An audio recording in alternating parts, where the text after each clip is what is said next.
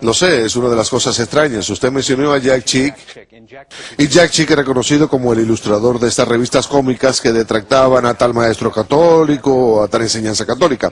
Me encontraba hablando en una parroquia en Butte, Idaho, hace 2 semanas, y cuando salía de la parroquia en dirección a mi auto, en el parabrisas alguna persona del vecindario había puesto un panfleto detractando a la Iglesia Católica. Sabían que iba a hablar por ahí, así que lo hicieron. Esto está muy presente, pero usted hizo muy bien el punto que a pesar de nuestros esfuerzos de tratar de acercarnos, o debería decir de acercar hacia nosotros a nuestros amigos no católicos en las iglesias protestantes, lo que está y sigue sucediendo es que las iglesias protestantes principales se están reduciendo muy rápidamente. Así que si miramos a las iglesias reformistas establecidas, están desapareciendo. Y mucha de esa gente se está yendo a las grandes iglesias evangelistas, las iglesias fundamentalistas, sin mencionar el hecho de que muchos católicos se han ido. Creo que uno de los fenómenos tristes de este antagonismo hacia la Iglesia Católica tristemente proviene de antiguos católicos, quienes cuando se fueron a otras iglesias se fueron con cierto sentimiento de enojo o amargura o lo que sea. Lo que he encontrado es que mucha gente que está realizando esta obra de libros anticatólicos, etcétera, ellos mismos solían ser católicos. Sí, y suelen ser los más amargados con respecto a la iglesia.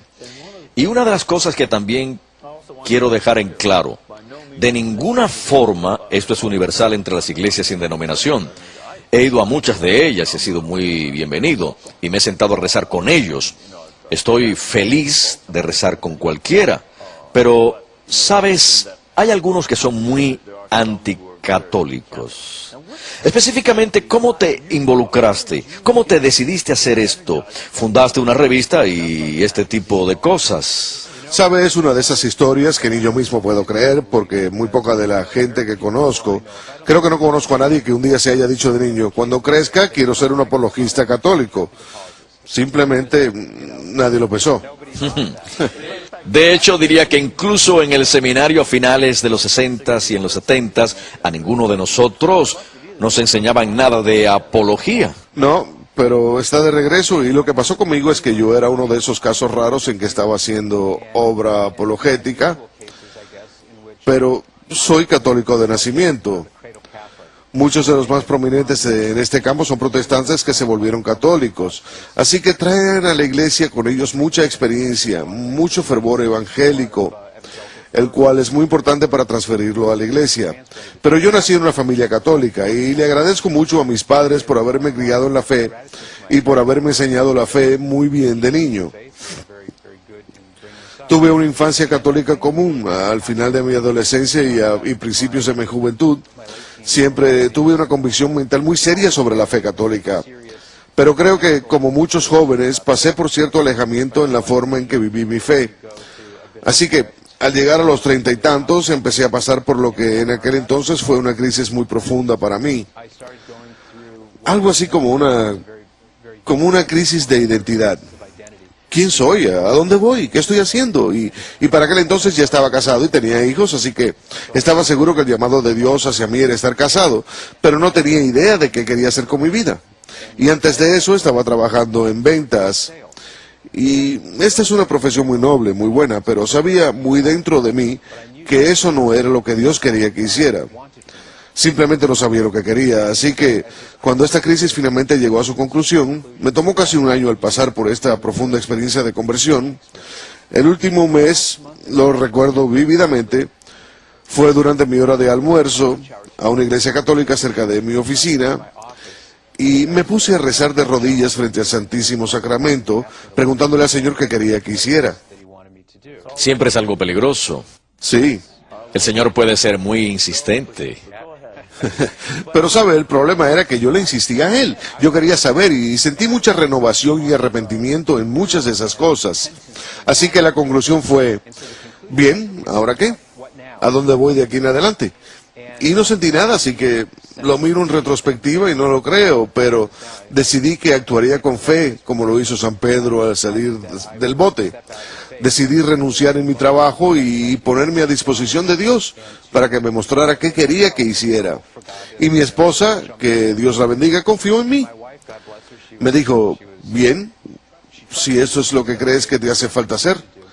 Ese mismo fin de semana recibí una llamada de Carl Keating, y él y yo habíamos sido amigos durante la mayor parte del año anterior, hablábamos por teléfono a menudo, y él era abogado en San Diego, y estaba haciendo un apostolado a medio tiempo llamado Respuestas Católicas.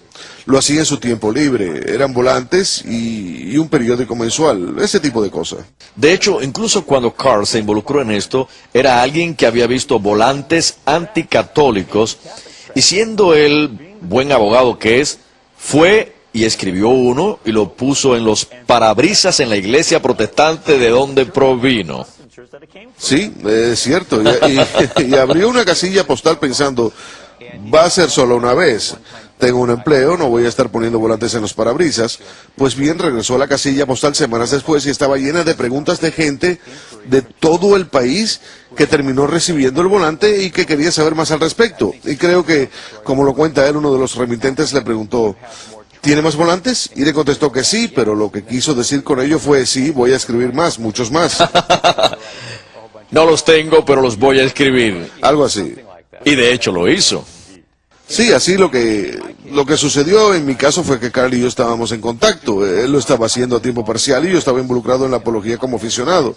Y me llamó ese fin de semana y cuando hablamos le dije, a propósito, he decidido investigar lo que Dios quiere que haga con mi vida. ¿Puedes rezar por mí? Y recuerdo que me dijo del otro lado de la línea, seguro que puedo rezar por ti, pero puedo hacer algo incluso mejor. Estoy a punto de dejar la práctica de la ley de convertir respuestas católicas en algo a tiempo completo. ¿Por qué no vienes a trabajar conmigo y podemos ver en qué lo podemos convertir? Y le dije, no creo que sea para mí, no es a lo que Dios me está llamando.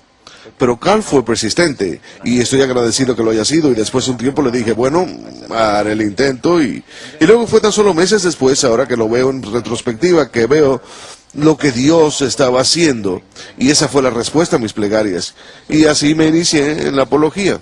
Sí, y aproximadamente en esa misma época, en el año 1983, yo había estado escuchando la radio en Nashville, en donde estaba haciendo mis estudios de posgrado.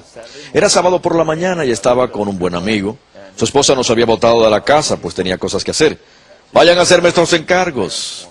Y oímos un sermón anticatólico en la radio. Llamé a la estación de radio y me quejé. Me dijeron, no lo podemos sacar del aire, pero lo que podemos hacer es invitarle a nuestro programa en vivo y que conteste algunas de las preguntas que la gente tiene sobre la iglesia. Y me divertí haciéndolo. La señora, que era la anfitriona del programa de radio, había dicho, ella era de Búfalo y tenía un buen sentido del humor. Hacíamos bromas y nos hacían buenas preguntas, muchas de las preguntas usuales. ¿Lo grabaron? Creo que sí. Sería maravilloso pasar esas cintas. Sí. Me imagino, fue hace 20 años, y me siguieron invitando. Me invitaron a que siguiera regresando porque recibían muchas llamadas, así que era bueno para los patrocinadores, la audiencia creció. Y una razón fue porque no había católicos haciendo esto. Especialmente en Nashville. Nashville no era una ciudad muy católica, así que finalmente un par de católicos pusieron su programa de radio, y así fue como conocí al diácono Bill Steltemeyer. Y luego vine aquí para hacer un trabajo con la Madre Angélica en el 84. Así que son esas pequeñas cosas que uno hace y creo que es una parte muy importante de esto. Empezamos haciendo algo muy pequeño, pero creció. Crece, sí. Y creo que, como dices, pasar un tiempo ante el Santísimo Sacramento es crucial. Porque no es solo, voy a tener una gran carrera. El oír al Señor y recibir fuerzas de Él hace posible hacer esto. ¿Sabe? Es un buen punto, padre, porque yo no elegí esta carrera. Esto no es algo que salí a buscar. De hecho, cuando tocó a mi puerta dije que no, porque hasta donde podía ver eso era lo último para lo que Dios me estaba llamando.